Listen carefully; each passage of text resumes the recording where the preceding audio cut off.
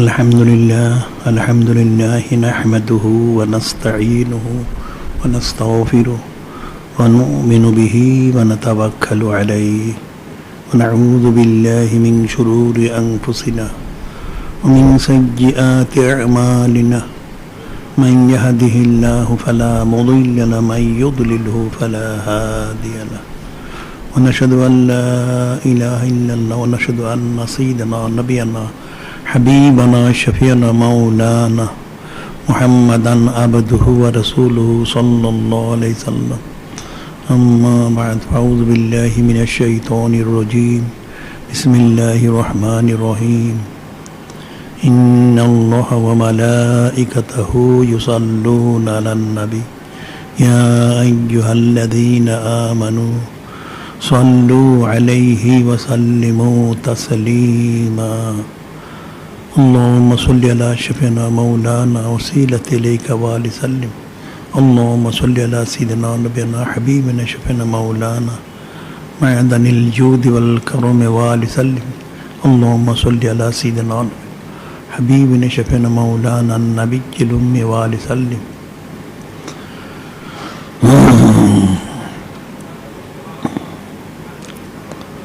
যিনি খালিক, যিনি মালিক, যিনি রব মহান আল্লাহ পাক, তিনি সম্মানিত কিতাব কালামুল্লাহ সুনিশ্চিত মরক করেন। قل بفضل الله وبرحمته فبذلك فليفرحوا وخير مما يجمعون। যিনি খালিক, যিনি মালিক, রব মহান আল্লাহ, তিনি ওনার মহাসম্মানিত মহাপবিত্র হাবিব মাহবুব সাল্লাল্লাহু আলাইহি সাল্লাম ওনাকে জানিয়ে দিচ্ছেন তিনি যেন সমস্ত কায়নাত বান্দা বান্দি উম্মত জিন ইনসান সবাইকে বলে দেন সকলে ওনাকে মহাসম্মানিত ফজল মোবারক মহাসম্মানিত রহমত মহর লাভ করতে পেরেছে। এই জন্য তাদের সকলের দায়িত্ব হলো, কর্তব্য হলো, ফরজ হলো ওনার সম্মানার্থে শুকর গুজারির সাথে ফালিয়া ফরাউ শরীফ খুশি মোবারক প্রকাশ করা। সুবহানাল্লাহি ওয়া রাসূলিহি ওয়া বাইতি সাল্লাল্লাহু আলাইহি সাল্লাম। আর এই খুশি মোবারক প্রকাশ করছে তাদের সকলের জিন্দেগির সমস্ত ইবাদত বন্দেগী থেকে সর্বশ্রেষ্ঠ সর্বোত্তম ইবাদত। সুবহানাল্লাহি ওয়া রাসূলিহি সাল্লাল্লাহু আলাইহি সাল্লাম। অর্থাৎ সমস্ত সৃষ্টি একমাত্র নূরে মুজাসসাম হাবিবুল্লাহ হুজুর পাক সাল্লাল্লাহু আলাইহি ওয়াসাল্লাম সম্মানার্থে সর্বনিয়ামত পেয়েছে, পাচ্ছে, অনন্ত কাল ধরে পেতেই থাকবে। সে অসংখ্য নিয়ামতের মধ্যে বিশেষ নিয়ামত হচ্ছে মানুষের পারিবারিক বন্ধন। অর্থাৎ পরিবার যে গঠন করা হয় সে পারিবারিক বন্ধনটা হচ্ছে একটা সর্বশ্রেষ্ঠ নিয়ামত। এই নিয়ামতের কারণেই আল্লাহ পাক হযরত আবুল বাশার সফিউল্লাহ আলাইহিস সালাম ওনাকে যে পাঠিয়েছেন, উমুল বাশার আলাইহিস সালাম ওনাকে পাঠিয়েছেন ওদের মাধ্যম দিয়ে সমস্ত কায়নাতে ওনাদের আল্লাহদেরকে ছড়িয়ে দিয়েছেন, যাদের মাধ্যম দিয়ে মানুষ যিনি যেন সকলেই, যিনি খালিক, যিনি মালিক, রব মহান আল্লাহ পাক ওনাকে ওনার মহাসম্মানিত হাবিব নূরে মুজাসসাম হাবিবুল্লাহ হুজুর পাক সাল্লাল্লাহু আলাইহি জানতে পারতেছে, চিনতে পারতেছে, ওদের মহব্বত মারিফত নিসবত করবত হাজির করতে পারতেছে। এর মধ্যে অন্যতম বিষয় হচ্ছে এই পারিবারিক বন্ধন। সেই পারিবারিক বন্ধন যাতে অটুট থাকে সেই লক্ষ্যে আজকের এই পারিবারিক তালিম। সুবহানাল্লাহি ওয়া রাসূলিহি সাল্লাল্লাহু আলাইহি সাল্লাম। এবং সেই লক্ষ্যে এখানে কিছু সওয়াল দেওয়া হয়েছে, সেটার জবাব দেওয়া হবে। প্রথম যে সওয়ালটা সেটা হলো একজন মুসলিম ব্যক্তির জন্য বিবাহের আগে বিবাহ সম্পর্কিত কোন কোন বিষয়গুলি জানা ফরজ। এখন বিবাহ সম্পর্কে যে মাসাল রয়ে গেছে সেগুলি জানা ফরজ। হাদিস শরীফে রয়েছে তলাবুল ইলমি ফরিদুন আলা কুল্লি মুসলিম মুসলিমা, প্রত্যেক মুসলিমের জন্য ইলিম তলব করা হচ্ছে ফরজ। কোন ইলিমটা? এখানে ইলমুল ফিকহ, ইলমুত তাসাউফ, আবার যদি বলে আকায়েদ, ইবাদত, মুআমালাত, মুআশারাত, তাসাউফ, সর্ব ইলমি অর্জন করা ফরজ, জরুরত আন্দাজ। এখন তার মধ্যে যারা যদি চাকরি বাকরি করে তাহলে চাকরি বাকরির মাসালা জানাটা ফরজ, ব্যবসা করলে ব্যবসার মাসালা জানা ফরজ, ক্ষেত খামারে কাজ করলে ক্ষেত খামারের মাসালা জানা ফরজ, পাহাড় পর্বতে নদীতে কাজ করলে পানিতে কাজ করলে সেখানকার মাসালা জানা ফরজ। ঠিক একইভাবে একজন মুসলমান ব্যক্তি বিবাহ করলে তার বিবাহের মাসালা জানা ফরজ। সেটা হচ্ছে বিবাহের এখন পুরুষ এবং মহিলা দুইজন পুরুষের মাসালা হচ্ছে একরকম, মহিলাদের মাসালা হচ্ছে আর একরকম। পুরুষে তার আহলের সাথে তার অবস্থান, তার সম্পর্ক, নিসবত, কীভাবে কী করতে হবে, তার হক কীভাবে আদায় করতে হবে সেগুলি থেকে জানতে হবে। আবার ঠিক একইভাবে একজন আহলিয়া, তারও দায়িত্ব কর্তব্য তার আহলের হক আদায় করার জন্য যে মাসালা মাসাইল সেটা জানতে হবে, এবং পরবর্তীতে তাদের আল্লাহ যদি হয় তাহলে আল্লাহদের হক কী সেটাও জানতে হবে। এটা হচ্ছে বিবাহের আগে বিবাহ সম্পর্কিত মাসালা জানা। এখন এই সম্পর্কে কিতাবাদি রয়ে গেছে, সেই কিতাবাদিগুলি পাঠ করলেই সহজে জানতে পারবে। 2 নম্বর হচ্ছে একজন মুসলমান ব্যক্তির কোন বয়সে বিবাহ করা খাস সুন্নত মোবারক। এখন খাস সুন্নত বলা হয় যে নূরে মুজাসসাম হাবিবুল্লাহ হুজুর পাক সাল্লাল্লাহু ওনার যে সাউনিম মোবারক লাগাত কানা লাকুম ফি রাসূলিল্লাহি উসওয়াতুন হাসানাহ। আল্লাহ বলেছেন যে তোমার জন্য তোমাদের সম্মানিত রসুল নূরে মুজাসসাম হাবিবুল্লাহ হুজুর পাক সাল্লাল্লাহু আলাইহি উত্তম আদর্শ রয়েছে। তিনি প্রথমে নিজ আজিম শরীফ সম্পন্ন করেছেন, 25 বছরের পর্যায়ক্রমে করেছেন, একাধিক করেছেন, অনেক বয়সে 50, 53, 54, 55, 56 এরকম করেছেন, 57। হযরত সাইয়েদনা যুননুরাইন উনি 37 বছরে করেছেন। ওনার আহলিয়া যিনি ছিলেন নুরুস সানিয়া আলাইহিস সালাম, ওনার বয়স ছিল 10 বছর। কাজী খাস সুন্নত বললে নূরে মুজাসসাম হাবিবুল্লাহ হুজুর পাক সাল্লাল্লাহু আলাইহি সাল্লাম ওনার বিষয়টা আসে। তো সেই হিসেবে আসল মাসালা হচ্ছে প্রত্যেক ব্যক্তির জন্য তার যখন সামর্থ্য হয় তখন বিয়ে করে নেওয়াটা। বিয়ে করার জন্য যে বলা হচ্ছে বিয়ে করা ফরজ, সুন্নত, হারাম। ফরজ হচ্ছে বিয়ে না করলে যার দ্বারা গুনাহ হওয়ার সম্ভাবনা থাকে তখনই তার বিয়ে করা ফরজ, তখনই তার জন্য বিয়ে দায়িত্ব করাটা দায়িত্ব কর্তব্য হয়। আর সুন্নত হচ্ছে সুন্নত অনুযায়ী বিবাহ করাটা সুন্নত। আর নেকাও মিন সুন্নতি বলা হচ্ছে, আর নেকাও মিন সুন্নতি ফামার এখন সুন ফালাইসা মিন্নি, যে আমার সুন্নত পালন করলো সে আমার, অর্থাৎ সে নূরে মুজাসসাম হাবিবুল্লাহ হুজুর পাক সে উম্মতে খারিজ হয়ে যাবে, নাউজুবিল্লাহ। আমার উম্মতের অন্তর্ভুক্ত ফালাইসা মিন্নি, আমার উম্মতের অন্তর্ভুক্ত নয়, নাউজুবিল্লাহ। এখন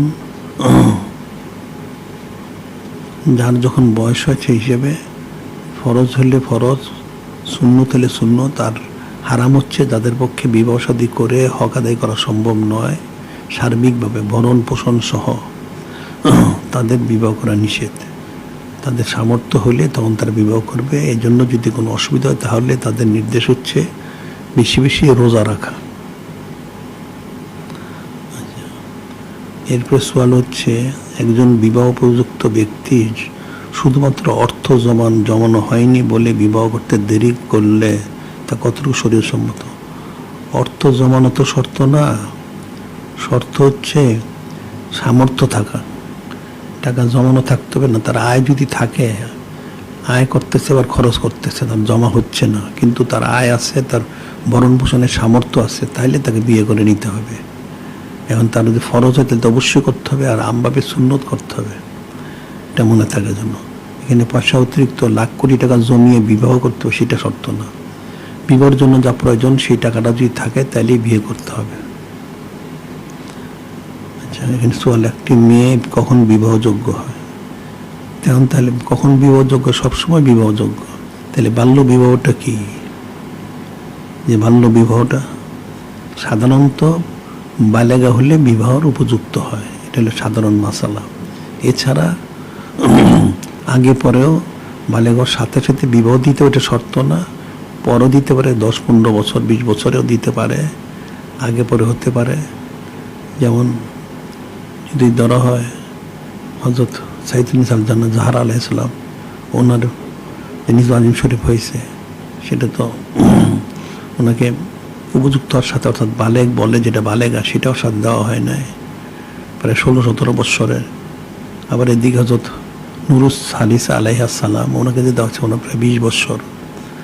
এই যে বিষয়গুলি এখন বিবাহ উপযুক্ত সবসময়ই, আবার বাল্য বিবাহ দিতে পারে, অনেকের দেখা গেছে জন্মের পরেই আরেক ছেলের সাথে বিবাহের ব্যবস্থা করা হয়েছে, এরকমও ইতিহাস রয়ে গেছে। কাজেই এটা বাবা মার জন্য সহজ এবং সম্ভব, যখন মেয়ে যখন উপযুক্ত হবে, সাধারণভাবে মেয়েটা বিবাহ উপযুক্ত, অর্থাৎ যখন সে তার ঘর সংসার করাটা বুঝবে, তার আহালের শখ আদায় করার বিষয়টা বুঝবে, সেখানে নিজে সে দায়িত্ব পালন করতে পারবে, তখনই তাকে বিবাহ দেওয়াটা এটা আমভাবে। আর এছাড়া ব্যতিক্রম তো রয়ে গেছে। এরপর সোয়াল হচ্ছে, পিতামাতা আর বিবাহযোগ্য কন্যা সন্তান রয়েছে, কিন্তু টাকা পয়সা গোছানো হয়নি বলে বিবাহতে দেরি করছে, সেক্ষেত্রে পিতামাতার জন্য ফয়সালা কী হবে? ফয়সালা কি বিবাহ টাকা পয়সা গোছানো হয়নি, গোছানোর অর্থটা কি? বিবাহ টাকা নেই, যে টাকা না থাকে তাহলে টাকা জোগাড় করে তাড়াতাড়ি বিবাহের ব্যবস্থা করতে হবে। বিবাহযোগ্য কন্যা যদি থাকে, মেয়ে থাকে, তাহলে তাড়াতাড়ি টাকা পয়সার ব্যবস্থা করে, এখন রাখা তো অল্প টাকা হয়, কোটি টাকা দিয়েও বিবাহ দেওয়া যায়। সামর্থ্য অনুযায়ী সে বিবাহ উপযুক্ত হলে সামর্থ্য অনুযায়ী বিবাহ দিবে। পয়সা কত টাকা লাগবে? অনেক সময় মানুষ খাওয়া দাওয়ার ব্যাপারে টাকা খরচ করে, যদি কারো থাকে সে খরচ করুক, কোনো অসুবিধা নেই। আর যদি না থাকে তাহলে এত লোক খাওয়ানো কোনো প্রয়োজন নেই। বিবাহের জন্য যা প্রয়োজন ঠিক সেইভাবেই 2-4-5 জনকে দাওয়াত দিয়েও বিবাহ শাদী করাই দিতে পারে। বিবাহ শাদীর জন্য যা 1000 লোক দাওয়াত দিতে হবে সেটা শর্ত না, যদি 1000 লোক, লাখ লোক, কোটি লোক দাওয়াত দিয়ে দিতে পারে, সেটা তার এখতিয়ার, যার সামর্থ্য আছে। আর যে সামর্থ্য না থাকে তাহলে ছেলের পক্ষে মেয়ের পক্ষে 2-4-5 জন ডেকে বসে তারপর বিবাহটা সম্পাদন করতে পারে। এটার জন্য অনেক টাকা প্রয়োজন নাই। অনেকে মনে করে অনেক টাকা দরকার, না, অনেক টাকা প্রয়োজন নেই, তার সামর্থ্য অনুযায়ী সে করুক। অনেক টাকা জমাতে গিয়ে যদি মেয়ের বিবাহ দেরি হয় এবং কোনো গুনার কারণ হয়, তাহলে সেটা বাবা মার, সেক্ষেত্রে তারাও গুনাহগার হয়ে যাবে, নাউজুবিল্লাহ। কাজেই সামর্থ্য অনুযায়ী যত তাড়াতাড়ি সম্ভব মেয়ে উপযুক্ত হয়ে গেলে, সব বুঝদার হয়ে গেলে, তখন তাকে বিয়ে দিয়ে দেওয়াটা, এটাই শরীয়ত, ওনার হুকুম। এরপরে সওয়াল হচ্ছে, আহলিয়া আহালকে ছেড়ে আরেকজনকে বিয়ে করে, নাউজুবিল্লাহ, কিন্তু আগের আহাল আহলিয়াকে ছাড়ে নাই।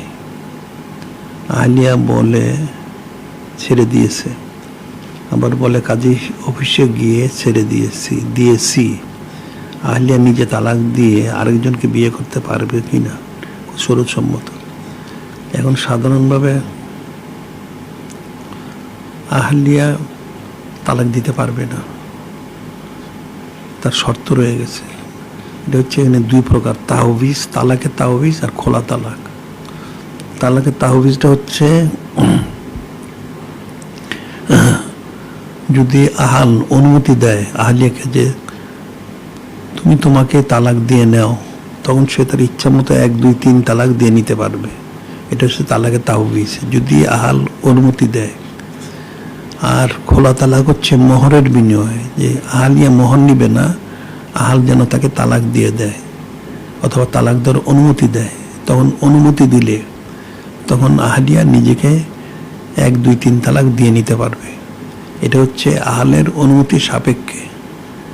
এটা আহলে ইচ্ছা করলে এটা পারবে না। কোনো আহলিয়া তার তালাক দেওয়ার কোনো ক্ষমতা নেই আহাল তাকে অনুমতি না দেওয়া পর্যন্ত। কাজে এখানে যেটা বলা হয়েছে, সে আরেকজনকে বিয়ে করেছে, সে হারাম কাজ করেছে, কবিরা গুনাহ করেছে, এবং এটা ব্যভিচারের কাজ হবে, নাউজুবিল্লাহ। আর আগের আহাল সে যে বলে সে ছাড়েনি, কাজে সে যেহেতু ছাড়েনি সেহেতু এটা জায়েজ হবে না। এখন যদি সে তার সাথে সংসার করতে না চায়, তাহলে তার পরিবারের লোকজনের মাধ্যমে এটা ফয়সালা করে নিতে পারে, নিয়ে তার থেকে তালাক নিয়ে সে ইদ্যত পালন করে অন্যত্র সে বিবাহ বসবে। এটা হচ্ছে শরীয়তের মাসালা। আর এইভাবে করলে সে ব্যক্তিগত নিজে তালাক দিয়ে অন্যত্র বিবাহ বসলে সেটা কঠিন কবিরা গুনাহ হবে। শুধু কবিরা গুনাহ, এটা যতদিন সে সংসার ততদিন সে ব্যভিচারিণী হিসেবে সাব্যস্ত হবে, নাউজুবিল্লাহ।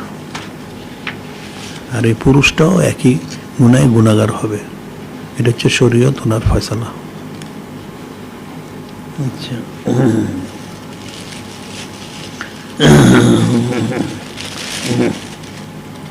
এরপর বলা হচ্ছে তালাক কত প্রকার। এখন তালাক কত প্রকার যেটা বললাম, প্রথমে যেটা বলা হচ্ছে তালাক, যদি তালাকের তাওবিজ, তালাক খোলা তালাক, এটা হচ্ছে মেয়েদের জন্য যদি আহাল অনুমতি তাহলে তালাকের তাওবিজ হবে। আর যদি মোহরের বিনিময়ে তালাক দেয় বা আহালিয়াকে তালাক দেওয়ার ক্ষমতা দেয় তাহলে সেটা খোলা তালাক হবে। আর এছাড়া তালাক শব্দটা এর অর্থ হচ্ছে ত্যাগ করা, অর্থাৎ জুদা হওয়া।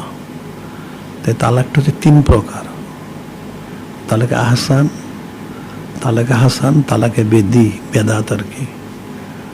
তালাকে আহসান বলে যেটা, সেটা হচ্ছে যে পবিত্রতার মধ্যে আহলিয়ার সাথে সে নির্জন অবস্থান করে নাই, যে পবিত্রের মধ্যে আহলিয়ার সাথে নির্জন অবস্থান করে নাই, সেই পবিত্র যদি 1 তালাক দিয়ে ইদ্যত পর্যন্ত রাখে, 1 তালাক দিয়ে ইদ্যত পর্যন্ত রাখে, তাহলে সেটা হচ্ছে আহসান তালাক। আর যে সাবালেগ আহলিয়া তার সাথে সে নির্জন অবস্থান করেছে, তাকে 3 পবিত্রতার মধ্যে যদি 3 তালাক দেয়, এবং যারা নাবালেগা বা সন্ন্যা আয়সা বলে, সন্ন্যা আয়সা মানে যাদের বয়স 60-এর অধিক হয়ে গেছে, যারা অসুস্থ হয় না, মহিলারা যে অসুস্থ সেটা হয় না, তাদেরকে 3 মাসে 3টা তালাক দিলে সেটা হচ্ছে আহসান তালাক। আবার যে আহলিয়ার সাথে সে অবস্থান করেনি, তাকে তার পবিত্রতা হোক বা মাজুর অবস্থায় হোক 1 তালাক দিলে এটা হচ্ছে হাসান তালাক। এটা হচ্ছে হাসান তালাক। প্রথম হচ্ছে তালাক আহসান, আহসান, হাসান, বেদি। আহসান হচ্ছে আহলিয়াকে যে পবিত্রতা সে ব্যবহার করেনি, নির্জন অবস্থান করেনি, সে পবিত্রতা 1 তালাক দিলে সেটা হলো দিয়ে ইদ্যত রাখা আহসান তালাক। আর যে সাবালেগা আহলিয়া তার সাথে সে নির্জন অবস্থান করেছে, তাকে 3 তোহরে, 3 পবিত্রতায় 3টা তালাক দেয়। আর যে নাবালিগা বা সন্ন্যা আয়সা তাদেরকে 3 মাসে 3 তালাক দেয়। আর যেই আহলিয়ার সাথে অবস্থান করেনি, তাকে সেটা পবিত্রতাই হোক বা মাজুর অবস্থায় হোক 1 তালাক দিলে সেটাকে তালাকে হাসান বলে। এটা হলো তালাকে হাসান।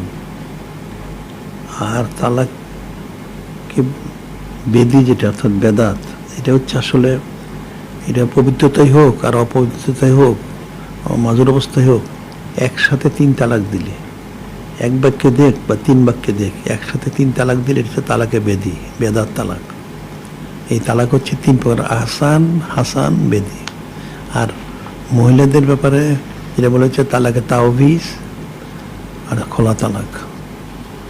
এটা হচ্ছে তালাকের প্রকার। এখন আসলে তালাকের মাসালা জানাটা তো অবশ্যই জরুরি, তবে এখানে একটা বিষয় হচ্ছে, সেটা হলো জানতে হবে, তবে এই বিষয়টা তালাকের থেকে দূরে থাকাটাই ভালো। আবগাদুল হালাল ইন্দাল্লাহ তালাক, আল্লাহর কাছে সব হালালের মধ্যে সবচেয়ে অপছন্দনীয় হচ্ছে তালাকটা। হাদিস শরীফ রয়েছে আল্লাহ পাক কাছে আবগাদুল হালাল ইন্দাল্লাহ তালাক, হালালের মধ্যে সবচেয়ে অপছন্দনীয় হচ্ছে তালাক দেওয়াটা। কাজে তালাকের বিষয়টা মাসালা জানা ভালো, জানতে হবে শরীয়তের মাসালা। তো তবে এই তালাকের কাছে যেন কেউ না যায়। এটা একটা সংসার বিরান হয়, একটা ফেতনা সৃষ্টি হয়, সন্তান থাকলে বিরাট একটা বিপদের কারণ হয়ে যায়, নানান বিশৃঙ্খলা সৃষ্টি হয়। কাজে এই বিষয়টা থেকে দূরে থাকতে হবে। এই বিষয়টা মুখে উচ্চারণ করা প্রয়োজন নেই। আচ্ছা, এরপরে হচ্ছে কেউ যদি আহলিয়ার 4 মাস অন্তঃসত্ত্বা অবস্থায় তালাক দান করে, নাউজুবিল্লাহ, সেক্ষেত্রে আহলিয়ার করণীয় কি? আহলিয়ার করণীয় তো কিছু নাই। যখন সে খালাস হবে তখন ইদ্যত শেষ হয়ে যাবে, এর দিন ইদ্যত পালন করতে হবে। খালাস হয়ে ইদ্যত শেষ হবে, শেষ হলে তখন ইচ্ছে করলে সে যদি আগের স্বামী নেয় সেগুলো যেতে পারে, অথবা নতুন স্বামীর কাছেও যেতে পারে। এছাড়া করণীয় কিছু নেই। এরপর হচ্ছে একটি 6 মাসের সন্তান থাকা অবস্থায় তালাক প্রদান করে, তাহলে সন্তানের অবস্থান কার কাছে হবে? এটা সন্তান মার সাথেই থাকবে উপযুক্ত হওয়া পর্যন্ত। এটা হচ্ছে শরীয়তের ফয়সালা। সন্তান মার সাথে থাকবে উপযুক্ত হওয়া পর্যন্ত। তবে বাবার দায়িত্ব কর্তব্য হবে সন্তানের ভরণ পোষণ দেওয়া, এবং সন্তানকে যে লালন পালন করবে মা, তারও কিছু খরচ দিতে হবে। এটা বাবার দায়িত্ব কর্তব্য। সন্তানের ভরণ পোষণের যা লাগে সেই পুরো টাকাটা দিতে হবে, সাথে সাথে সেই মা যে সন্তানকে লালন পালন করে তার জন্য একটা খরচ, সেটাও বহন করতে হবে। কাজে এই জন্য তালাক এই শব্দটার কাছেই যাওয়া ঠিক না। আচ্ছা, এরপরে সওয়াল হচ্ছে তালাকের কতদিনের মধ্যে আহাল বা আহলিয়া পুনরায় বিবাহবন্ধে আবদ্ধ হতে পারবে? তালাকের কতদিনের মধ্যে, এটা যদি আহাল আহলিয়া যারা তালাক দিয়েছে তারা যদি পরস্পর হয়, তাহলে তো তারা যখন তখনই আবদ্ধ হতে পারে। 1 তালাক 2 তালাক হলে বাইন যদি হয়, 1 তালাক রেজি যদি হয়, তাহলে তার বিবাহ দৌড়াইতে হবে না। 1 তালাক বাইন যদি হয়, তালাকের বাইন যদি হয়, তাহলে বিবাহ দৌড়াইতে হবে। তারা আহাল এবং আহলিয়া যে পরস্পর তালাক দিয়ে থাকে, তাহলে তারা বাইন রেজি হলে এমনি ফিরে নিতে পারবে, আর বাইন হলে যখন ইচ্ছে তখন বিবাহ দ্বারা দোহরায় নিতে পারবে। আর 3 তালাক দিলে তার নেওয়ার কোনো সুযোগ থাকে না। হাত্তা তানকা যাওজান গয়রাহু, তখন আবার 3 তালাক ইদ্যত পালন করতে হবে, আরেকজনের কাছে বিবাহ বসতে হবে, তার ব্যবহারে যেতে হবে। এরপরে যদি আবার ইদ্যত পালন করে, সে তালাক দেয়, ইদ্যত পালন করে, তারপরে প্রথম স্বামীর কাছে আসতে পারবে, এছাড়া আসতে পারবে না। যদি আর যে কেউ তালাক দিলেই, আহাল তালাক দিলে সে তালাক দিয়ে অন্য বিবাহ সে করতে পারবে। আর যদি আহলিয়া তালাক প্রাপ্ত হয়, তাকে ইদ্যত পালন করতে হবে, ইদ্যতের শেষে অন্যথা বিবাহ বসতে পারবে। আবার এখানে আরেকটা মাসালা আছে, আহাল তালাক দিয়ে যদি যাকে তালাক দিল তার বোনকে বিয়ে করতে চায়, তাহলে এখানে কিন্তু ইদ্যত পরিমাণ সময় অপেক্ষা করে তারপরে তাকে বিয়ে করতে হবে। আবার 4 বিয়ে যদি করেছে, সে তালাক দিয়েছে, এখন আরেকটা বিবাহ করতে হলে এখানে তাকে ইদ্যত পরিমাণ সময় অপেক্ষা করে 4র্থ বিয়ে আবার করতে হবে।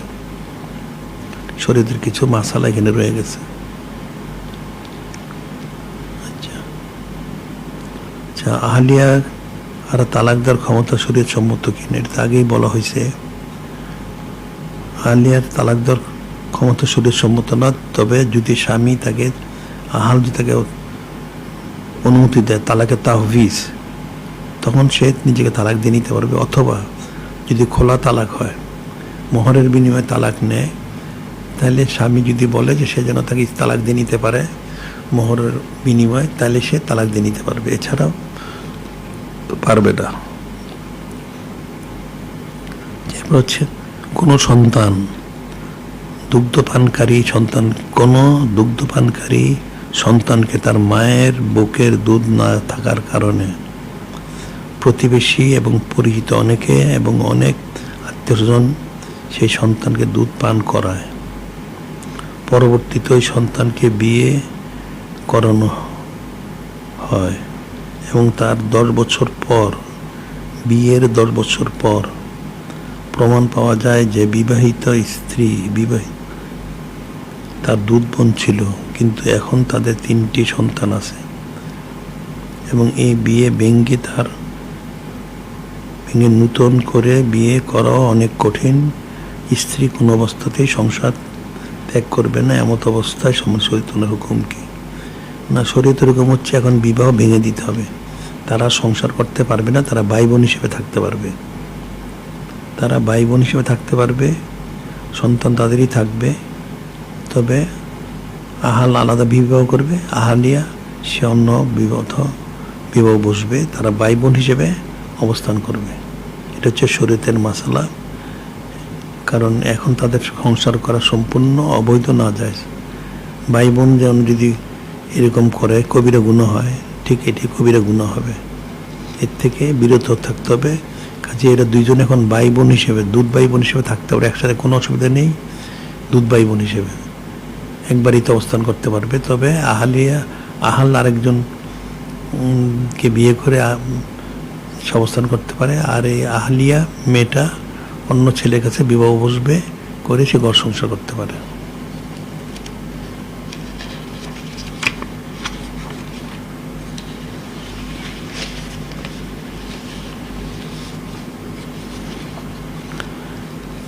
হচ্ছে কোনো আহলিয়া তার আহাল এর সাথে সাক্ষাৎ দিতে চায় না, কিন্তু বছরের পর বছর আহালের কাছ থেকে ভরণ পোষণ নিয়ে যাচ্ছে। সেক্ষেত্রে তাদের পারিবারিক সম্পর্ক কতটুকু শরীয়ত সম্মত হবে? এটা তো সম্পূর্ণ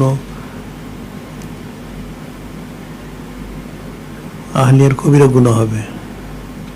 আহলিয়া যদি আহলে সাক্ষাৎ দিতে না চায়, ভরণ পোষণ নেয়, তাহলে এটা তার কবিরা গুনাহ। তাহলে আহলে এটা ব্যবস্থা করতে পারে, তাকে বলবে যদি সে তার সাক্ষাতে আসতে না চায় তাহলে সে আরেকজন বিয়ে করে নিবে।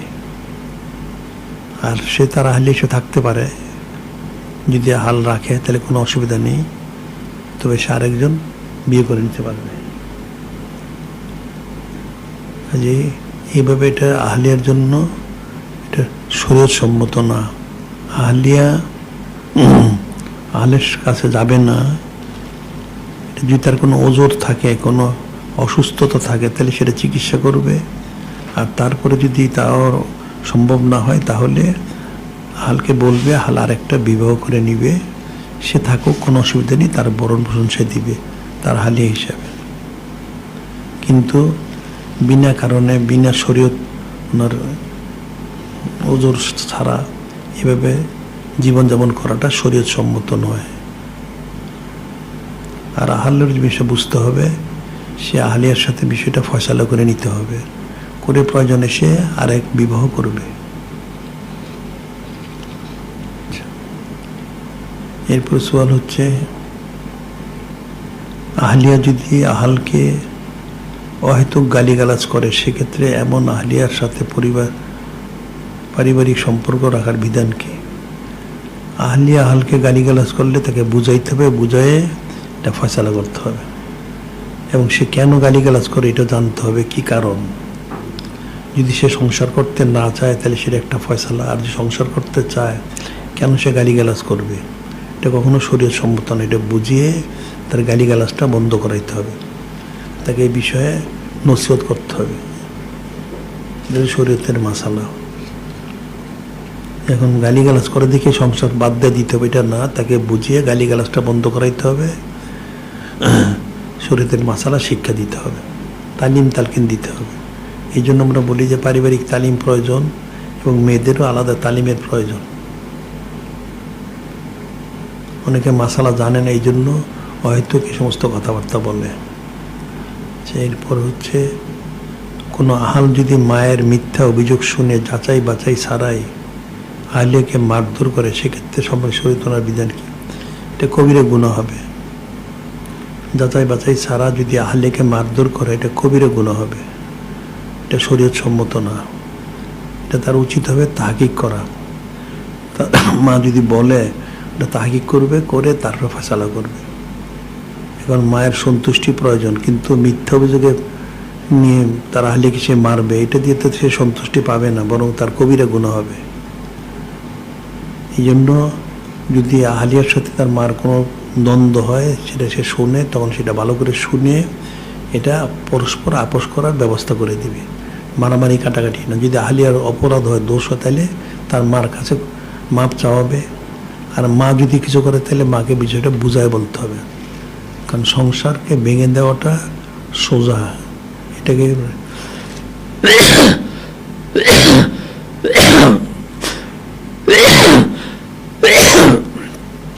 জোড়া দেওয়াটা কিন্তু কঠিন।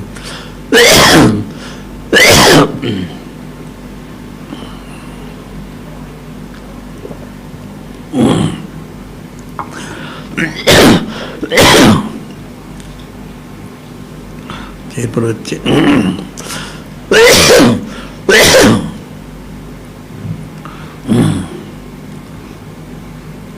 পিতামাতাকে অনেক সময় দেখা যায় যে কোনো সন্তান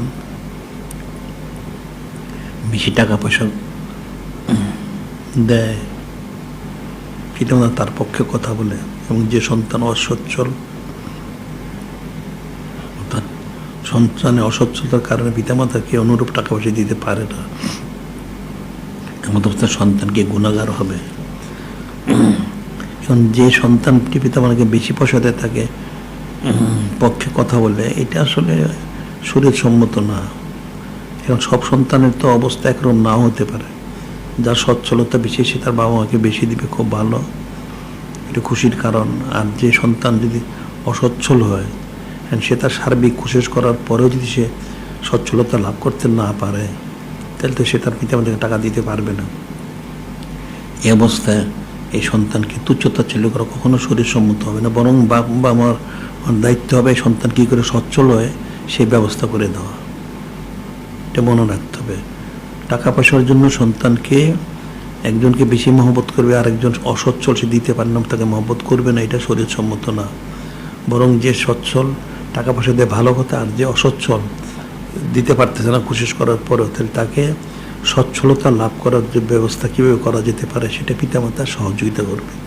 বা তার যে ভাই সচ্ছল, সেও তার এই ভাইকে যে অসচ্ছল তাকে সচ্ছলতা লাভের কীভাবে ব্যবস্থা করা যায় সেই জন্য তারও দায়িত্ব পালন করতে হবে। রিজিক হচ্ছে কুদরতি বিষয়। রিজিকটা পয়সা টাকাগুলি দৌড়িয়ে ধরা যায় না, এখানটা কুদরতি বিষয়। কেউ হয়তো সচ্ছলতা লাভ করে অল্পতে, আর কেউ অনেক কোশিশ করেও সচ্ছলতা লাভ করতে পারে না। এই জন্য দোষারোপ করাটা কখনো শরীর সম্মত না।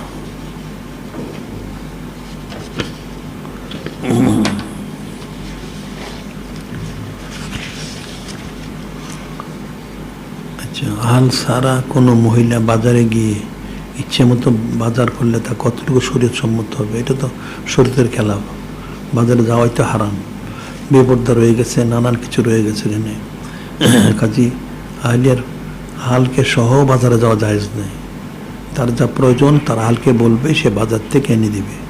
কারণ বাজারে গেলে বাজারে তো পর্দা থাকে না, সেখানে বেপর্দা হতে হয়। পুরুষ মহিলা সেখানে দেখা যায় তাদের চলাচলে অসুবিধা, ধাক্কাধাক্কি হয়ে থাকে, নানা রকম শরীরের খেলাপ কাজ হয় সেখানে। কাজেই মহিলাদের জন্য বাজারে যাওয়াটা কখনো জায়েজ নেই।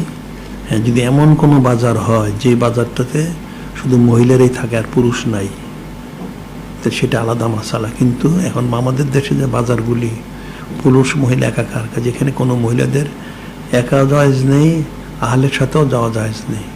তার যা প্রয়োজন সেটা সে তার হালকে বলবে এনে দেওয়ার জন্য, এটা এনে দিবে।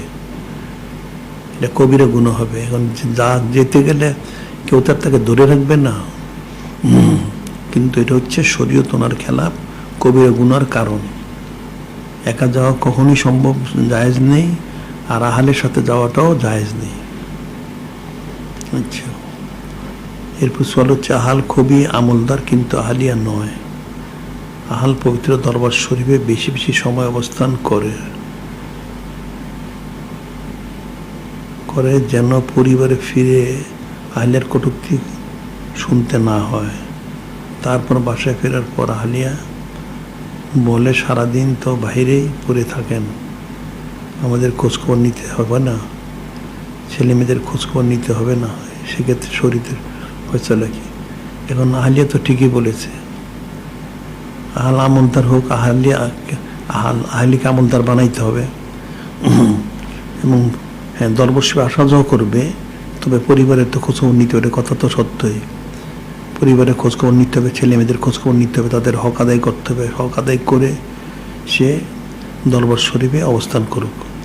এখন যদি দরবার শরীফে আসার কারণে সে তার পরিবারের হক আদায় না করে, খোঁজখবর না নেয়, এটা তো শরীয়ত সম্মত হবে না। দরবার শরীফে অবস্থান করতে হবে, বা সংসারের খোঁজখবর নিতে হবে, আহলিয়ার খবর নিতে হবে, সন্তানদের খোঁজখবর নিতে হবে। এটা হচ্ছে শরীয়ত ওনার মাসালা। যা পরিবারের আয় ব্যয় সম্পর্কিত, পিতামাতা সন্তানের অল্প আয়ের জন্য যদি ভালো বা মন্দ সন্তানকে মূল্যায়ন করে, তা মন্তব্য করে, সেক্ষেত্রে সন্তান তো পিতামাতার জন্য শরীয়ত সম্মত বিধিতে আগেই বলা হলো সন্তানের অসচ্ছলতার জন্য পিতামাতা দোষারোপ করতে পারবে না, বরং সন্তানকে যাতে সে সচ্ছলতা লাভ করতে হবে সেই ব্যবস্থা করতে হবে। আর যাদের সচ্ছলতা আছে তাদের তো আছেই, যাদের সচ্ছলতা নেই তাদের সচ্ছলতার ব্যবস্থা করতে হবে। কারণ কেউ কোশিশ করলেই সে টাকা পয়সা কামাই করতে হবে এমন না, অনেকে অনেক চেষ্টা করেও টাকা পয়সা কামাই করতে পারে না, অনেকে অল্প কোশিশেই অনেক আয় করে। কাজেই এই জন্য বাবা মা সন্তানকে দোষারোপ করা, খারাপ দৃষ্টিতে দেখা কখনো এটা শরীয়তসম্মত হবে না, বরং ওই সন্তানের জন্য দোয়া করতে হবে এবং তাকে আয় বৃদ্ধির জন্য ব্যবস্থা করতে হবে। এটা হচ্ছে শরীয়ত ওনার মাসালা। আচ্ছা,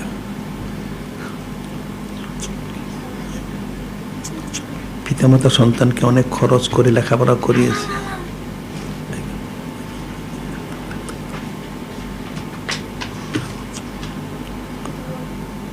পিতামাতা সন্তানকে অনেক খরচ করে লেখাপড়া করিয়েছে বিদায় এমন আশা করে যে সন্তান ভালো কোনো সরকারি চাকরি করবে অথবা ভালো বেতনে বড় চাকরি করবে, কিন্তু পবিত্র দরবার শরীফ ওনার আমিল হবে না বা হতে দেওয়া যাবে না। আর আমিল হলে তাকে কটূক্তি করা, ছোট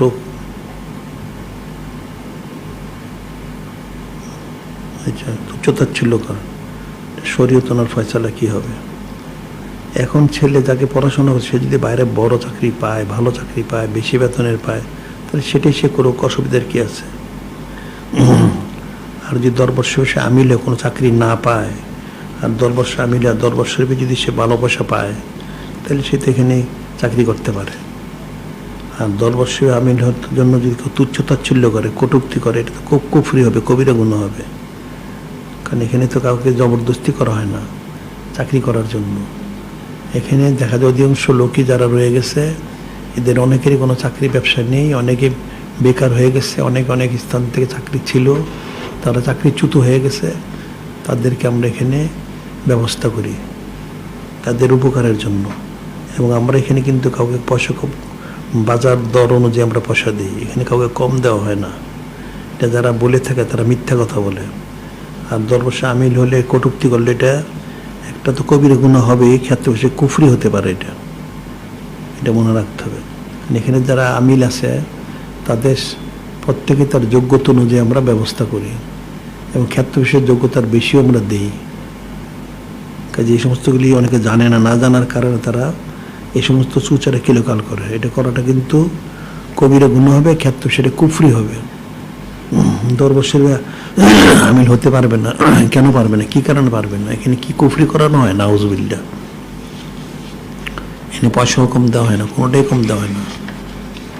এখানে পুরো পয়সা দেওয়ার পরে এখানে থাকা খাওয়ারও ব্যবস্থা আছে, এখানে ফ্রি খেতে পারে। একটা লোক খেতে গেলে এখানে যে খাবার দেওয়া হয় অনেক টাকা প্রয়োজন, সে কয় বেলা গোস্ত খায়, এখানে তো প্রতিবেলায় গোস্ত দেওয়া হয়, প্রায় ভালো ভালো খাদ্য দেওয়া হয়। এই খাবার 1 নম্বর চাল এখানে দেওয়া হয়। আবার প্রতিদিন তো রাত্রে গোস্ত পোলাও রয়েই গেছে। এছাড়াও দিনের বেলা গোস্ত, গরু গোস্ত হোক, খাসি গোস্ত হোক, অথবা মাথার গোস্ত হোক, কলিজা হোক, এই সমস্ত জিনিসগুলি খাওয়ানো হয়। যেটা সে তার নিজের বাড়িতেও খায় না। একটা যে সচ্ছল ব্যক্তি সেও এতবার গোস্ত প্রতিদিন গোস্ত খায় না, কাজে এখানে অনেক খাওয়ানো হয়। এখানে আমাদের যে খাবারের ব্যবস্থা, এটা যদি কেউ পয়সা দিয়ে কিনে খায় সে 10,000 টাকাও খেতে পারবে না। কাজে যারা এগুলি বলে থাকে এটা তারা বিদ্বেষী, হিংসুক। কাজে হিংসুক, বিদ্বেষী, এটা তো কুফরির কারণ। ইন্নাল জাসাদা লাইকুল হাসান কামা তাকুল নারুল হাতাব ইন্নাল হাসাদা লাইকুল হাসানাত। নিশ্চয় হিংসা মানুষের নেকিগুলি পুড়িয়ে দেয়, যেমন লাকড়িকে আগুনে পুড়িয়ে দেয়। যে সমস্ত কটূক্তিকারী যারা, তারা আসলে বিদ্বেষী, নাউজুবিল্লাহ। এদের থেকে সতর্ক থাকতে হবে। এরপর হচ্ছে আহলিয়া জেনে শুনেই বিবাহ করেছে, আহলের উপার্জন কত, কি আছে কি নাই, কিন্তু এখন আহলিয়া এটা চাই ওটা চাই, কিন্তু আহলের দেওয়ার সব সামর্থ্য নাই, তখন আহলের করণীয় কি? এই ক্ষেত্রে সম্মানিত শরীয়ত ফয়সালা কি? সম্মানিত শরীয়ত ফয়সালা হচ্ছে সে যতটুকু পারে ততটুকু দিবে, আর যেটা পারে না সেটা সে দিবে না, সে বলেই দিবে যে আগে যেহেতু সে বিবাহের আগে এটা ফয়সালা করে আসছে, তার কত আয় কত ব্যয়, এখন সে তার আয় অনুযায়ী সে তার চাহিদা পুরো করবে। আর আহালের জন্য এটা জায়েজ হবে না তার আহালের সামর্থ্যের বাইরে কিছু চাওয়া, এটাও শরীয়ত ওনার খেলাফ, মনে রাখতে হবে। একজন আহালিয়া তার আহালের কাছে দাবি করবে তার সামর্থ্য অনুযায়ী, সামর্থ্যের বাইরে দাবি করাটা শরীয়ত ওনার খেলাফ। আবার একজন আহাল তার সামর্থ্য থাকলে তার আহালিয়ার চাহিদা সে পুরো করবে যতটুকু তার সামর্থ্য, এটা পুরো না করলেও সেটা শরীয়ত ওনার খেলাফ হবে। আর তার সামর্থ্যের বাইরে যদি সে চায় তাহলে সেটা তাকে বুঝিয়ে বলতে হবে, যেটা তার সামর্থ্যের বাইরে, তার পক্ষে সম্ভব হচ্ছে না, তবে সে কোশিশ করবে যতটুকু সম্ভব তাকে দেওয়ার জন্য। এটা হচ্ছে শরীয়ত ওনার ফয়সালা।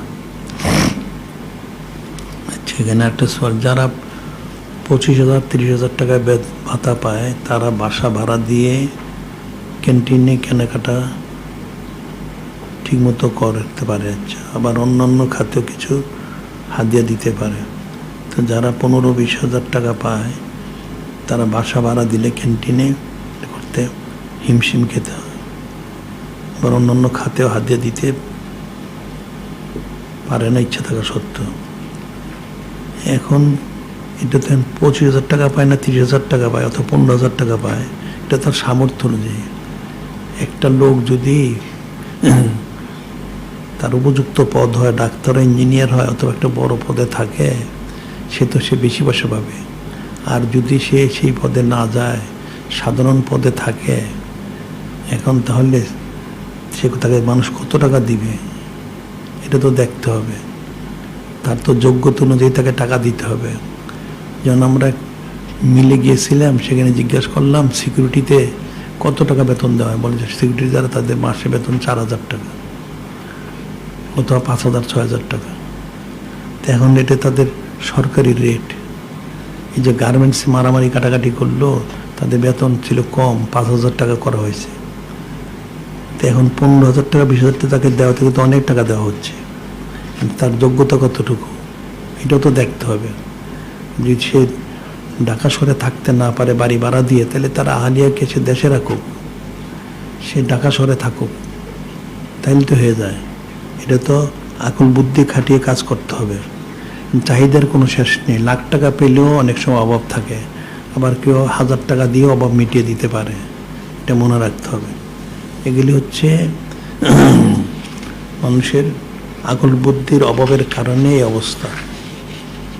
এগুলি আকল বুদ্ধি অনুযায়ী কাজ করতে হবে, সাধ্য সামর্থ্য। ঢাকার শুধু বাড়ি ভাড়াই অনেক, তাহলে সে বাড়ি ভাড়া দিয়ে না থেকে তার আহালিকে সে দেশে রাখুক, সে একা থাকুক। আর সে যদি তার আমাদের দরবার শরীফেরই হয়, তাহলে তো সেখানে থাকলে একা তার খাবারেরও খরচ লাগে না, সে তো বাড়িতে বেশি পয়সাই পাঠাতে পারে। কাজে বিষয়গুলি ফিকির করতে হবে, ফিকির করে আমল করতে হবে। ফিকির ব্যতীত কাজ করলে কখনো বরকত হয় না। এরপর হচ্ছে পিতামাতার অজান্তে সন্তান বিবাহ করে পরে মেয়ের পক্ষ বিবাহটি মেনে নেয়, কিন্তু ছেলের পক্ষ বিবাহকে অস্বীকার করে। ছেলেটি ঠিকমতো ভরণপোষণ দেয় না, এমনকি বছর তিনিকের মধ্যেও মেয়েটিকে আলাদা সংসার নিতে পারেনি। এ নিয়ে ছেলে মেয়ের মধ্যে প্রায় কলবিবাদ লেগে থাকে। ছেলেও মাঝে মাঝে শ্বশুরবাড়িতে যায়, সে অবস্থান করে 400-500 টাকা দিয়ে বলে, আমার 500 টাকার অনেক দাম আছে, তোমার কি দাম আছে? নাউজুবিল্লাহ। এই কথা আহাল আহলিকে বললে তার ফয়সালা কি? এখন যে পিতামাতার অজান্তে সন্তান বিবাহ করে, মেয়েটা যে বিবাহ বসলো সেটা তার আগেতে দেখা উচিত ছিল, যে তার সামর্থ্য কতটুকু। এখন তার তো সামর্থ্যই নেই, সে তো মনে করে 500 টাকায় অনেক কিছু, এখন 500 টাকা দিয়ে তো হচ্ছে না, তাহলে সে কী করবে? তাহলে তো তার আগেই উচিত ছিল এই ছেলের সাথে যে বিবাহ বসবে কীভাবে ফয়সালা হবে। এখন বিবাহ যখন বসেই গেছে, তখন কীভাবে এটা করা যেতে পারে সেটার সুষ্ঠু সমাধানের জন্য কোশিশ করতে হবে। তাহলে ছেলেটার আয় কত করে তার আয় বৃদ্ধির ব্যবস্থা করতে হবে, তাকে বুদ্ধি পরামর্শ দিয়ে তার আয় বাড়ানোর ব্যবস্থা করতে হবে। তারপরে মেয়েটাকে যেন ছেলে আলাদা নিয়ে সংসার করে সেটা বলতে হবে। এখন এটা বিবাহের আগেই এটা দেখা উচিত ছিল, এখন বিবাহের পরে দেখতে গেলে তখন তো সেটা হবে না। ছেলের আয় নেই, সে বিবাহ বসলো, তাহলে ছেলেটা তাকে কী করে চালাবে? তখন তো বললেই খালি হবে না, এটাও ফিকির করতে হবে। এখন অজান্তে বিবাহ করেছে, এখন বিবাহ করছে, বিবাহ করাটা তো ঠিক হয়নি, কাজে বিষয়গুলি চিন্তা করতে হবে। এখন কোনো কাজ করতে হলে আগে চিন্তা করে কাজটা করতে হয়, কাজ করে চিন্তা করলে তখন কোনো ফয়সালা হয় না। কাজে এখন মেয়ের উচিত হবে ছেলের আহলের তার আয় কত সেটা কী করে বৃদ্ধি করা যায় এবং তার বাবা মা যাতে নিয়ে যায় সে বিষয়ে তাকে পরামর্শ দেখ, বুদ্ধি দেখ, সে অনুযায়ী সে বলে বাবা মাকে বুঝিয়ে যেন মেয়েটাকে সংসারে নিয়ে যায়। একজন আহলিয়া বিবাহের পর যদি মা বাবা শ্বশুর শাশুড়ি ছাড়া স্বামী সন্তান নিয়ে চাকরি বাকরি ও ব্যবসা বাণিজ্যের প্রয়োজনে দূরে থাকে, সে আহলিয়া কার খেদমত করবে? নিজের বাপ মার চিন্তা করবে নাকি শ্বশুর শাশুড়ি?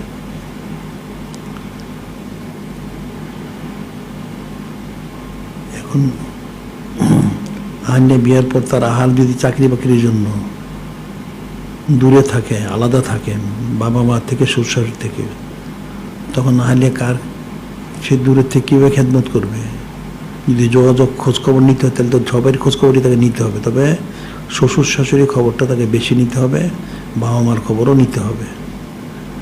এখন সে খেদমত করবে কীভাবে? টাকা পয়সা দিয়ে? টাকা পয়সা দিয়ে আহলের টাকা পয়সা আহলের বাবা মাকে অর্থাৎ শ্বশুর শাশুড়ি তো খেদমত করতেই হবে। আর এরপর যদি তার সামর্থ্য থাকে আর তার বাবা মা যদি অসচ্ছলতা থাকে তাহলে আহলের অনুমতি সাপেক্ষে সে তার বাবা মাকেও কিছু দিতে পারে। এটা হচ্ছে আহলিয়ার জন্য তার শ্বশুর শাশুড়ি খেদমতটা হচ্ছে ফরজ, আর বাবা মারটা হচ্ছে তার ফরজ না, তবে খোঁজখবর নেওয়াটা তার দায়িত্ব, কর্তব্য। কারণ তার বাবা মার তার ভাই যদি থাকে, ভাইদের জন্য ফরজ হচ্ছে তার বাবা মার খেদমত করা। মেয়েদের জন্য বাবা মার খেদমতটা স্বামীর ঘরে যখন চলে যায় তখন বাবা মার খেদমতটা তার দায়িত্বে থাকে না, তখন সে তার স্বামীর অধীন হয়ে যায়। স্বামীর পক্ষ হয়ে স্বামীর বাবা মার খেদমতের দিকে চিন্তা করতে হবে। এটা হচ্ছে শরীয়তের মাসালা। আর নিজের বাবা মার খোঁজখবরও নিবে না কেন? এটা সবারই খোঁজখবর নিবে, এটা দায়িত্ব, কর্তব্য। তো সবগুলি কাজ করতে হলে আহলের সাথে পরামর্শ করে কাজ করতে হবে, এটা হচ্ছে শরীয়তের মাসালা। কোনো আহলিয়া যদি তার স্বামীর সঙ্গে কর্মস্থলে থাকতে না চায় তাহলে শরীয়ত অনুযায়ী থাকতে না চায়, তাহলে কেন থাকতে চায় না সেটা দেখতে হবে। কর্মস্থলে কি থাকার ব্যবস্থা নাই, না থাকার সুবিধা নেই, না অন্য কোনো সমস্যা আছে, সেটা ফয়সালা করতে হবে। সমস্যাটা মিটিয়ে তার ফয়সালা করতে হবে।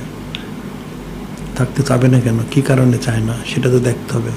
থাকতে চায় না বললেই তো হলো, নিশ্চয়ই কোনো কারণ আছে। তাহলে সেই কারণটাকে, সেই সমস্যাটাকে সমাধান করে তারপরে থাকার ব্যবস্থা করতে হবে, মনে থাকে। ছেলে সন্তানরা পিতামাতার হক আদায় করবে এবং অর্থাৎ খেদমত করবে, কিন্তু মেয়েদের বিয়ে হলে আহলের বাড়ি চলে যাবে, এরূপ চিন্তা ভাবনা পরিবারের ছেলে মেয়ের গুরুত্ব ও বৈষম্য তৈরি করে। শরীয়ত ফয়সালা কি? এটা তো একটা শরীয়তের ফয়সালা আর কি, কিন্তু দুনিয়ার আল্লাহ পাক ওনার বিধান যে ছেলেরা বাবা মার সাথে থাকবে, মেয়েরা বিবাহ শাদী হলে আহলের বাড়িতে যাবে, এটাই স্বাভাবিক। তাই এই জন্য আবার বৈষম্য সৃষ্টি হবে কেন? এটা তো একটা কুফরি, সে বৈষম্য সৃষ্টি হবে কেন? এটা প্রত্যেকের হক যথাযথ আদায় করতে হবে, কিন্তু বৈষম্য সৃষ্টির কিছু নেই। পিতামাতার হক, একটা মেয়ে তার বাবার বাড়িতে থাকা অবস্থায় পিতামাতার হক আদায় করবে। এখন যদি বাবার বাড়ির থেকে চলে যায় আহলের বাড়িতে, তাহলে সেখানে যে তার সে পিতামাতার হক আদায় করতে পারবে না, অর্থাৎ খেদমত সরাসরি করতে পারবে না। এখন দূরের থেকে যতটুকু সম্ভব সেই হকটা সে আদায় করবে। এই জন্য বৈষম্য সৃষ্টি হবে, এটা তো ঠিক নেই। এটা করলে কুফরি হবে। আল্লাহ পাক ওনার যে আইন, ওনার যে আদেশ নির্দেশ, তার খেলাপ হবে, এটা কুফরি হবে। যেগুলি বিষয়টা বুঝতে হবে। আর এর বৈষম্য তৈরি করা কুফরি, বরং মেয়েদেরকে আরও বেশি সুযোগ সুবিধা দিতে হবে, মেয়েদের আরও হক আদায় বেশি করতে হবে। কারণ ছেলে তো থাকবে সবসময়ের জন্য, মেয়ে তো থাকতেছে না, তাহলে তাই সে যতদিন থাকে ততদিন তার হকটা আরও বেশি আদায় করতে হবে। এবং সে যদি তার আহলে বাড়িতে যায় তাহলে বাবা মারও দায়িত্ব হবে মেয়ের খোঁজখবর নেওয়া, তার হক আদায় করা, পারলে তাকে সার্বিকভাবে সাহায্য সহযোগিতা করা, এটা মনে রাখতে হবে। আচ্ছা, একজন পিতার 3 মেয়ে 1 ছেলে। আচ্ছা, পিতা নিজের সব সম্পত্তি ছেলের নামে করে দিতে যাচ্ছে, আর মেয়েদের বলেছে তোমাদের সম্পত্তি লাগবে না, কারণ তোমাদের আচ্ছা আহালদের অনেক টাকা পয়সা রয়েছে। মেয়েরাও ভয়ে বাবার সম্পত্তির বিষয়ে কিছু বলে না, তাহলে মেয়েরা কি সম্পত্তির ব্যাপারে কথা বলবে না? না বলে চুপ থাকবে? শরীয়তের ফয়সালা কি? শরীয়তের ফয়সালা হচ্ছে, এটা তো শরীয়তসম্মত হবে না ছেলেকে সব সম্পত্তি দিয়ে দেওয়া, বরং 3 মেয়ের যে হক সেই হকটা আদায় করতে হবে।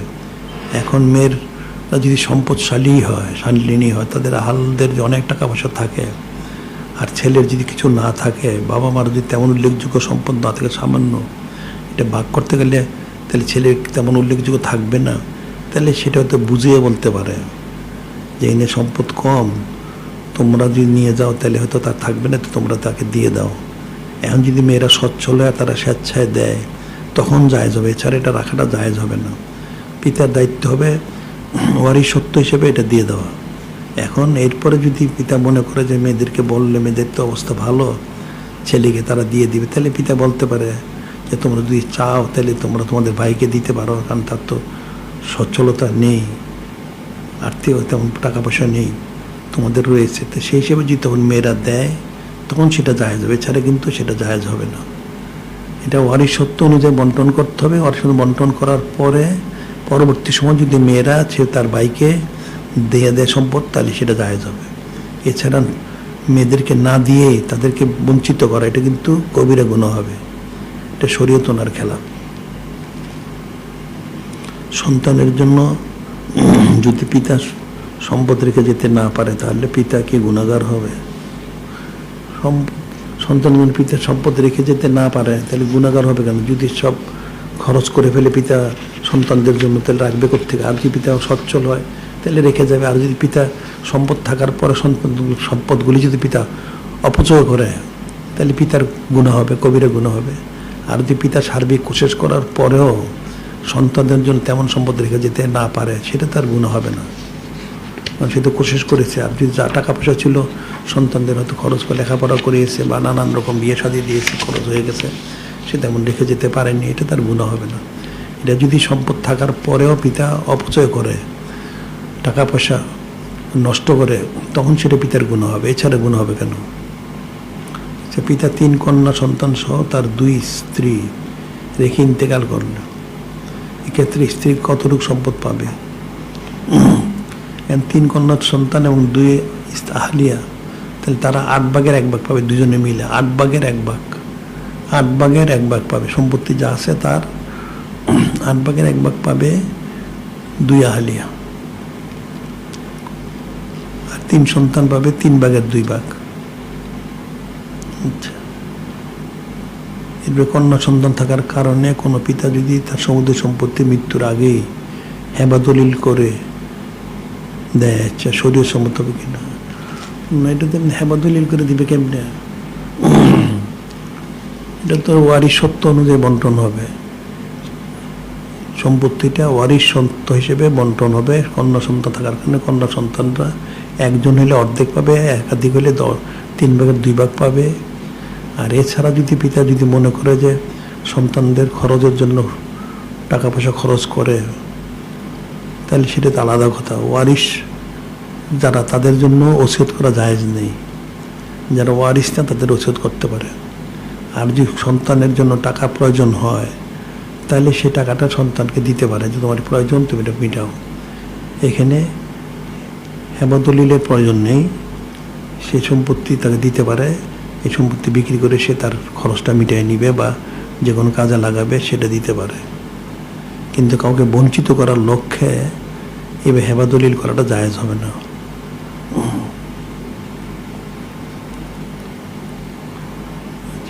কোনো ব্যক্তির পিতা তার আহলিয়াকে যদি কুদৃষ্টিতে দেখে বা কৌশলে শরীরে হাত দিতে চায় বা দেয়, তাহলে শরীর কোনো ফয়সালা কি কিন্তু হুরমতে মোসাহারা হবে। তাহলে ওই আহলিয়া তার সন্তানের জন্য হারাম হবে, তার পিতার জন্য হারাম হবে। পিতার জন্য তো হারাম আগেই হয়ে গেছে, যেহেতু তার ছেলের আহলিয়া। এখন সে যদি তার সাথে তার শরীরে হাত দেয়, তাহলে এটা তার জন্য, তার ছেলের জন্য সে তার আহলিয়া হারাম হয়ে যাবে, এটা মনে রাখতে হবে। আচ্ছা, নেশাগ্রস্ত আহলকে আহলিয়া বোঝালে আহল যদি না শোনে, তখন আহলিয়া করণীয় কি? তখন বারবার তাকে বোঝাইতে হবে, করণীয় তার কিছু নাই। সে নেশাগ্রস্ত হলে কীভাবে, এটা তো আগে খেয়াল করতে হবে। তাহলে নেশাগ্রস্ত হতে না পারে সেই ব্যবস্থা করতে হবে, সেটা বুঝাইতে হবে, বারবার বুঝাইতে হবে, বুঝে তার নেশার থেকে তাকে ফিরিয়ে রাখতে হবে। কিন্তু আসলে আমাদের দেশে হুরমতে মোসাহারার মাসালা তো মানুষ চর্চা করে না, জানে না, এই জন্য তারা এই সমস্ত এলোমেলো কাজ করে। এগুলি সাবধান থাকতে হবে। আচ্ছা, এরপর হচ্ছে অনেক পীর ভাই পীর বোন আচ্ছা তাদের মেয়ে সন্তানকে বালিকা মাদ্রাসায় পড়ায়, কিন্তু ছেলে সন্তানকে বালক মাদ্রাসায় পড়ায় না। ছেলেদের ডাক্তার ইঞ্জিনিয়ার বানাবে এমন আকীদা পোষণ করেছে, আর এই কারণেই সন্তানকে দিনী শিক্ষার ব্যাপারে আগ্রহ প্রকাশ করে না। শরীয়সম্মত? এটা তো শরীয়সম্মত না। মেয়েদেরকে দেয় মাদ্রাসায়, যদি একটা ভালো বিবাহ হয়, এটি তো দেখা যায় আজকালকার। মেয়েকে দিয়ে কোনো একটা ভালো বিবাহ দিতে পারলে সে উদ্ধার হয়ে গেল। আর ছেলেদেরকে পড়ায় না মাদ্রাসায়, কারণ পড়াইতে গেলে মনে করে মাদ্রাসা পড়লে খাওয়া পড়া পাবে না। নাউজুবিল্লাহ। দ্বীন ইলম অর্জন করা ফরজ। আগে দ্বীন ইলম অর্জন করবে, করার পরে এরপরে সে ডাক্তার ইঞ্জিনিয়ার যেটা, সেটা পরেরটা হুনর। সেটা ডাক্তার হোক, ইঞ্জিনিয়ার হোক, ব্যবসায়ী হোক, বা অন্য কোনো চাকরি করুক, অন্য কিছু শিখতে পারে কোনো। তবে দ্বীন ইলমটা অর্জন করার পরে সে শিখতে হবে। আগে দ্বীন ইলম অর্জন করবে ফরজ পরিমাণ, এরপরে সে অন্য শিক্ষা গ্রহণ করতে পারে। কিন্তু যদি সে মনে করে মাদ্রাসায় পড়লে খাওয়া পড়া জুটবে না, নাউজুবিল্লাহ, সে কাফের হবে। এটা আমাদের দেশে মানুষের বদ আকীদা, কুফরি আকীদা। এই জন্য এরা এই দ্বীনি ইলমের দিকে তাদের গুরুত্ব নাই, নাউজুবিল্লাহ। এরা মনে করে যে মাদ্রাসা পড়লে, পড়ালেখা করলে চাকরি পাবে না, ব্যবসা করতে পারবে না, কিছুই পারবে না, তাই চলবে কেমনে? এটা অনেক আছে স্কুল কলেজে পড়ে খাওয়া পড়া পায় না, বেকার রাস্তায় ঘুরে। আবার অনেকে দেখা যায় লেখাপড়া ছাড়াই অনেক লাখ লাখ কোটি টাকার মালিক হয়ে গেছে। কাজে রিজিকটা হচ্ছে কুদরতি বিষয়, এটা পড়ালেখার সাথে সম্পর্ক না। এটা মনে রাখতো। ডাক্তার ইঞ্জিনিয়ার হলেই যে অনেক টাকা পাবে, সব ডাক্তার ইঞ্জিনিয়াররা অনেক টাকা পায় না, হয়তো কেউ পায়। এরকম অনেক লোক আছে লেখাপড়া জানেন না, কোটি টাকার মালিক। আবার অনেকে লেখাপড়া জেনে ওই কোটি টাকার মালিক যে মূর্খ লোকটা, তার পিছনে ঘুরে তার কাছে চাকরি করে। কাজেই টাকা পয়সাটা রিজিকের বিষয়টা হচ্ছে কুদরতি ফয়সালা, আকীদার বিষয়। এখন মানুষ গণ্য মূর্খ হওয়ার কারণে যে তার ছেলেদেরকে পড়ায় না, সে একটা গণ্য মূর্খ, এই জন্য সে পড়ায় না। আচ্ছা, কেউ সাইয়্যিদ বা সাইয়্যিদা হন, আর হওয়ার পরে যদি কারোর সাথে খারাপ আচরণ করে, সেক্ষেত্রে উক্ত সাইয়্যিদ বা সাইয়্যিদার সাথে কীরকম আচরণ করা উচিত? এখন সাইয়্যিদ বা সাইয়্যিদা যদি কেউ হয়, সে যদি খারাপ আচরণ করে, তাহলে তাকে বুঝিয়ে বলতে হবে। তাকে বুঝিয়ে বললে যে তোমার এটা করা উচিত না, এইভাবে করা উচিত। এখন কীরকম আচরণ করতে হবে? যদি তাকে ছেড়ে দেওয়া হয়, বলা না হয়, বোঝানো না হয়, সে তো করতেই থাকবে। তাকে বলতে হবে, বুঝাই দিতে হবে জিনিসটা শক্তভাবে। তুমি সাইয়্যিদ বা সাইয়্যিদা হয়েছে ভালো কথা, এটা তোমার এটা সুনসিব, এটা তার ইচ্ছে করলে হওয়া যায় না। এখন তোমার দায়িত্ব হচ্ছে তোমার হক আদায় করা। তুমি মানুষের সাথে খারাপ ব্যবহার করবা না, ভালো ব্যবহার করবা। এটা করাটা কখনো তোমার শান অনুযায়ী না, এটা শানের খেলাফ। তাকে বারবার বুঝাই দিতে হবে। এরপর হচ্ছে আহলিয়া মারা গেলে আহাল যদি একাধিকবার বিয়ে করে এবং সকল আহলিয়ায় তাকে ত্যাগ করে চলে যায়, সর্বশেষ আহলিয়া প্রথম আহলিয়া রেখে যাওয়া 2 সন্তানের প্রতি যত্নশীল না হয়, তাহলে আহলের করণীয় কি? সন্তানদেরই বা করণীয় কি? এখন যে আহলিয়া আছে সে তার পূর্বে আহলিয়ার যে সন্তান তাদেরকে দেখাশোনা করবে, এটা দায়িত্ব, আহলের দায়িত্ব তার আহলিয়াকে বুঝিয়ে দেওয়া। আর সন্তানদেরও দায়িত্ব হবে তাদের এই যদি সরাসরি আপন মা নাও হয় এই মার সাথে সৎ ব্যবহার করা। আর আহলিয়ারও দায়িত্ব হবে তার এই আগের সন্তানগুলির সাথে সৎ আচরণ করা। আর আহলের দায়িত্ব হবে দুবইকে বিষয়টা বুঝিয়ে দেওয়া যাতে ফিতনা সৃষ্টি না হয়। এখন আসলে মানুষের বুঝার অভাব, তালিমের অভাব, আকল বুদ্ধির অভাব, সমাজের অভাব, সব দিক দিয়ে আসল সব কিছুর মূল হচ্ছে আসলে মানুষের অন্তরের মধ্যে গালিজ। অন্তর ইসলাহ প্রয়োজন। অন্তরটা ইসলাহ হলে তখন তার পক্ষে সব আমলগুলি করা সহজ এবং সম্ভব। অন্তর যে গালিজ যুক্ত তখন কোনোটাই সম্ভব না।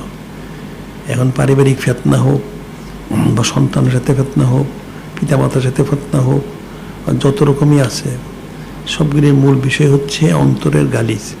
এই জন্য প্রত্যেকের আমরা বলি যে সবক পাসান পাস এটা জারি করতে হবে। দিশা বাদ ফজর 100 দুরুশি পড়তে হবে। এরপরে পাসান পাস অভ্যাস হয়ে গেলে যে তরিকের সবক সেটা নিয়ে কমপক্ষে 1 ঘন্টা করতে হবে। তাহলে তার পক্ষে সমস্ত বিষয়ে শরীয়ত সম্মতভাবে আমল করা সহজ এবং সম্ভব হবে। এছাড়া কিন্তু কোনোদিন সম্ভব হবে না, সে যতই কোশিশ করুক। কিন্তু আল্লাহ পাক তো বলছেন মাইয়াশুন জিকির রহমান নুকাদিল শয়তান ফাউলা করিন। মাইয়াশুন জিকির রহমান যে আল্লাহ পাক জিতে গাফলে তার জন্য শয়তান নির্দিষ্ট হয়ে যায়, নাউজুবিল্লাহ। এই শয়তানটা তাকে নেক কাজ থেকে ফিরিয়ে রাখে আর সে মনে করে সে হেদায়েত প্রাপ্ত, নাউজুবিল্লাহ। কাজে এখানে মূল যে বিষয় সেটাই বলা হচ্ছে প্রত্যেকেরই এসা বা দিশা বাদ ফজর 100 দুরুশি পাঠ করবে, এরপরে পাঁচান পাঁচটা অভ্যাস করবে, এরপরে অভ্যাস করার পরে কমপক্ষে তরিকার সবক 1 ঘন্টা সে করবে। তাহলে তার পক্ষে সমস্ত আমলগুলি শরীয়ত সম্মতভাবে করা সহজ এবং সম্ভব। অন্যথায় কোনোদিন সম্ভব হবে না। হাজার তাকে বললেও সে সেটা করতে পারবে না, যেহেতু তার অন্তরটাই বাঁকা হয়ে রয়ে গেছে। অন্তরটাকে সোজা করতে হবে, এটা মনে রাখতে হবে। কাজে আজকে এই পর্যন্তই থাক, আর ইনশাল্লাহ কালকে বাকিটা আলোচনা করবো ইনশাল্লাহ। আখিরু দাওয়ানা আলহামদুলিল্লাহি রাব্বিল আলামিন।